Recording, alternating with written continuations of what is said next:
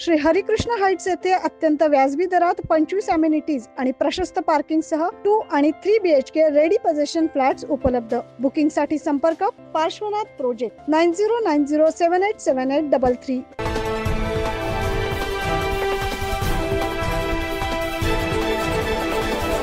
नांदगाव तालुक्यातील state highway लगत असलेल्या साकोरा या ठिकाणी रयत शिक्षण संस्थेसमोर काल रात्रीच्या सुमारास 2 वाहनांमध्ये भीषण अपघात झाल्यानं 2 युवक जागीच ठार झाल्याची घटना घडली आहे। रविवारी रात्री 8 वाजेच्या सुमारास पिलखोंड येथून आपल्या दुचाकीवर अतुल ज्ञानेश्वर पवार आणि नितीन उत्तम पवार हे दोघे जण नांदगाव कासारीकडे जात होते।